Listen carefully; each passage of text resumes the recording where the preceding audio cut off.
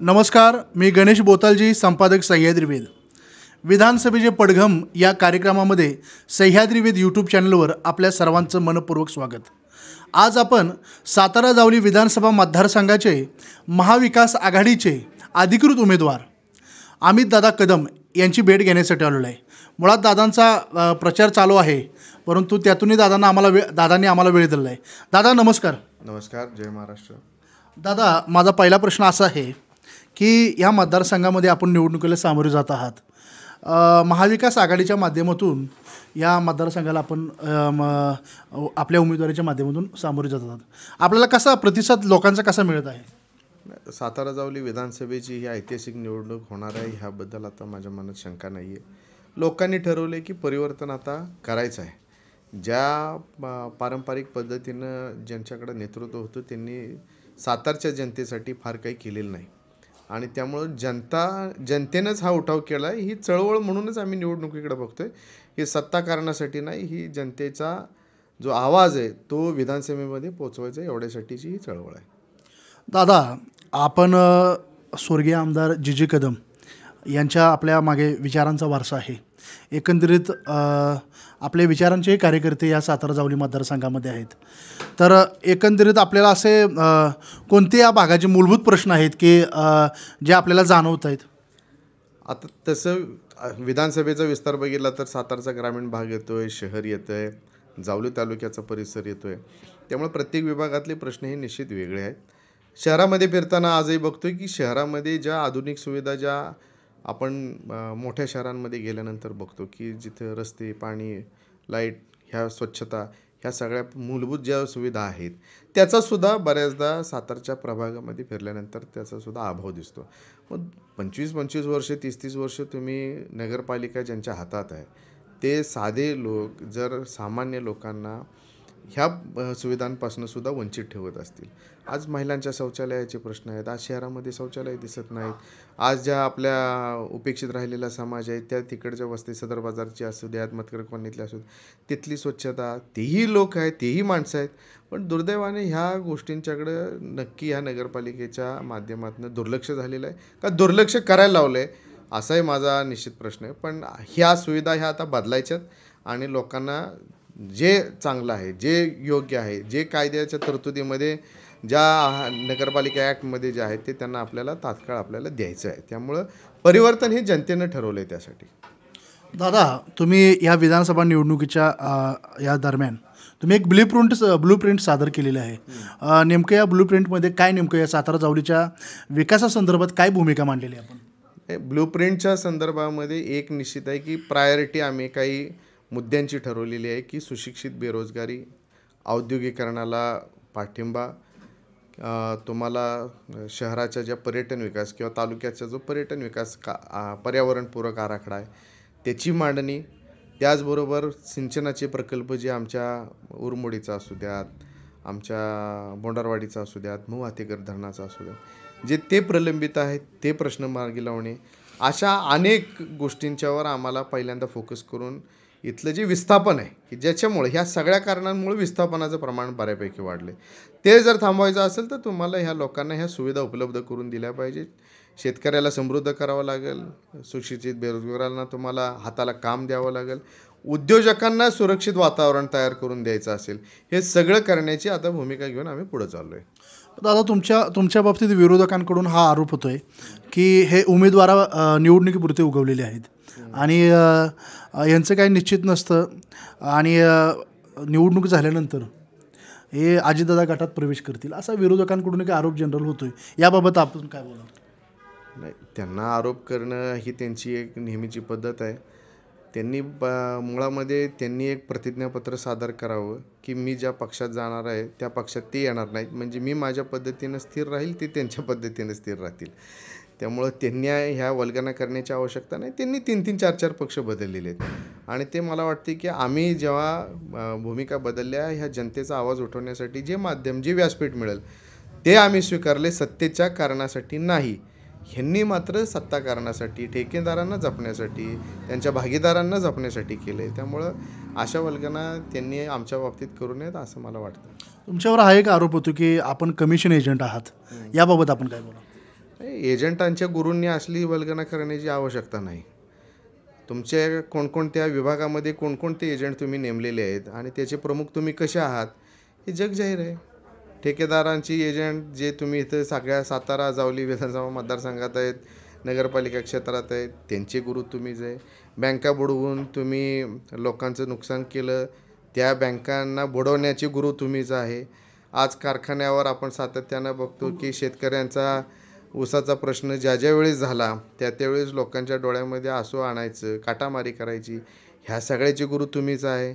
आज तुम्ही इतक्या संस्था तुमच्याकडं होत्या ज्यांच्या तुम्हाला वडिलांर्जित एवढा मोठा वारसा मिळाला होता, त्यातल्या जवळजवळ सहकारी संस्था तुम्ही मोडून आणि बुडवून खाल्ल्या, त्याचेही गुरु तुम्हीच आहे. त्यामुळं आमच्यावर असल्या वल्गना करण्यापेक्षा आपण आपले पाय किती खोलात आहेत ह्याचाही स्वतःकडं तपास करणे अपेक्षित आहे ना. दादा, ह्या मतदारसंघामध्ये सातारा जावली विधानसभा मतदारसंघ बघितला तर आज तुमच्या पुढे दोन्ही राजेंचं तगडं आव्हान आहे. आणि कसं वाटतंय, म्हणजे एकंदरीत आपण महाविकास आघाडीच्या माध्यमातून शिवसेना उद्धव ठाकरे पक्षाच्या माध्यमातून या निवडणुकीला सामोरे जातात. या दोन्ही राजांचं तगडं आव्हान आहे आणि यांचे चांगला गट आहे, इथं चांगली ताकद आहे. अशा परिस्थितीमध्ये आपण निवडणुकीला सामोरे जातात, आपल्याला एकंदरीत कसं वाटतंय? तगडा आव्हानपेक्षा काय होतं लक्षात घ्या की हा मतदारसंघ हा जनतेचा आहे, मतदारांचा आहे. मतदार राजा ठरवणारा आहे की उद्याचं आपलं प्रतिनिधित्व कोण ठरवणार. डॉक्टर बाबासाहेब आंबेडकरांनी जे राज्यघटनेमध्ये जो मताचा अधिकार उच्च कुळातल्या कुणालाही दिला असेल, तसंच सामान्य कार्यकर्त्याला, बहुजन समाजातल्या माणसाला सुद्धा तोच दर्जा दिला आहे. त्यामुळे ही लोकशाहीतली लढाई आहे, ही घराण्यांची लढाई नाही आहे. हे पहिलं सातारच्या ज्यांना कोणाला वाटते की आमची लढाई ही अशा ऐतिहासिक पारंपरिक लढाईचा भाग आहे, तर तो तसा नाही आहे. हा लोकशाहीचा एक आपण म्हणतो की जो हा असतो लोकशाहीमधला जो उत्सव असतो तशा पद्धतीची लढाई आहे. लोकांना पूर्ण अधिकार माहिती आहेत, एक गोष्ट. दुसरी गोष्ट की सामान्य जेव्हा तुम्ही सामान्य आज 25-30 वर्ष जे राजकीय विचारानं तुम्ही विरोधाभासामध्ये राहिला, त्या आज तुमच्या कोणत्या तरी राजकीय स्वार्थासाठी एकत्र आल्यानंतर आज सामान्यातल्या सामान्य जो नगरपालिकेला लढणार आहे, जो गावच्या सोसायटीला लढतो, ग्रामपंचायतीला लढतो, जो जिल्हा परिषद पंचायत समितीला लढतो, यातला आम्ही सुद्धा सांगतोय की आता तुम्हीच आम्हाला एक यादी द्या दोन्हीकडून की ह्यातले आता मनोमिलनामध्ये कुणाकुणाची बळी जाणार आहेत की ज्यांच्याकडं आम्हाला जाता येईल आणि आम्हाला त्यांना भेटता येईल. त्यामुळं अशा पद्धतीनं पारंपरिक विरोध मोडून लोकांच्या जीवनमरणाचा प्रश्न जो काही अगदी मधल्या कालावधीमध्ये जे सातारमध्ये सुद्धा आपण बघितलं, सामाजिक प्रश्नासाठी राडा झाला असतं तर तो आम्ही म्हणणं असतं की समाजाच्या प्रश्नासाठी आमची मंडळी राजमंडळी लढली. पण दुर्दैवानं तसं काही झालेलं दिसत नाही. त्यामुळं लोकांना आणि जनतेला जे वेठीस धरणं चालू आहे ह्याबद्दल जनता आता जागरूक आहे. दादा, कोरेगाव विधानसभा मतदारसंघातून आमदार शशिकांत शिंदे निवडणूक लढवत आहेत. ते सातारा जावळी मतदारसंघाचे 10 वर्ष आमदार राहिलेले आहेत. त्यांच्याही विचारांचे तिथे कार्यकर्ते आहेत, त्यांनाही मानणारा गट आहे. आमदार शशिकांत शिंदेंचं आपल्याला त्या भागातून सहकार्य मिळतंय का? सगळ्यांचं सहकार्य आहे. महाविकास आघाडी म्हणून आम्ही सगळे एकसंघ आहोत. त्यामुळे तो काही विषय नाही आहे. आम्ही सगळे एकसंघ अतिशय एक दिला ना आम्ही काम करतोय. काल परवा आपली शरद पवार साहेबांची भेट झाली.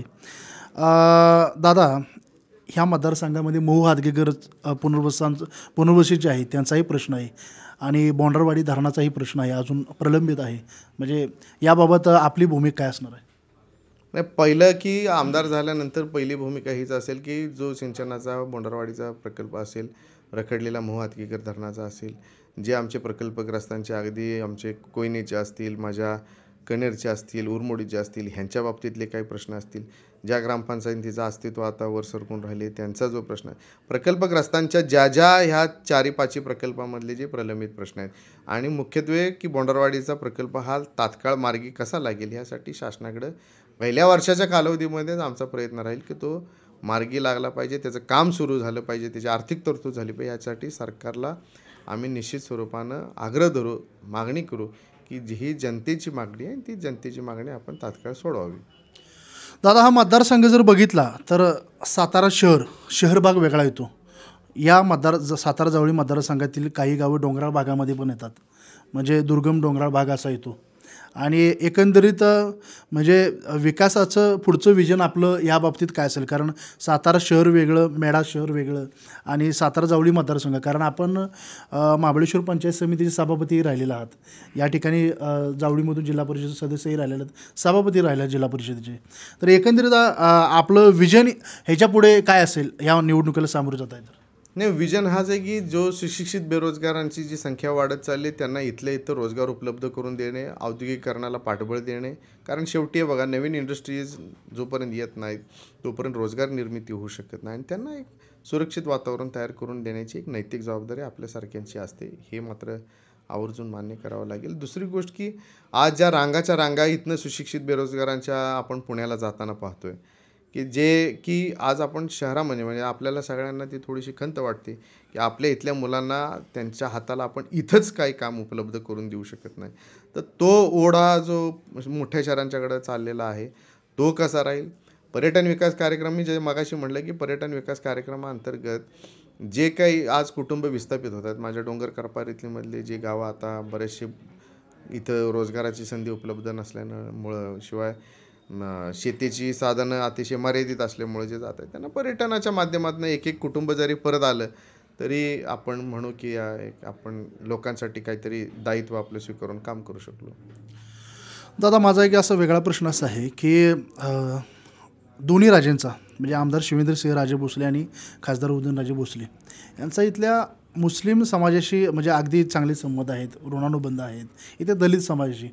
मग अशा वेळी एक राज्यामध्ये असं बघितलं जातं की महाविकास आघाडीला दलित मुस्लिमांची मतं पडतील असं राजकीय तज्ज्ञ बोलतात, राजकीय विश्लेषक बोलतात. पण सातारा शहर, सातारा हा जावली मतदारसंघ बघितलं तर या दोन्ही राज्यांचे चांगले संबंध या समाजाचे आहेत. अशा परिस्थितीमध्ये महाविकास आघाडीला ह्या समाजाचं मतदान होईल असं वाटतंय का आपल्याला?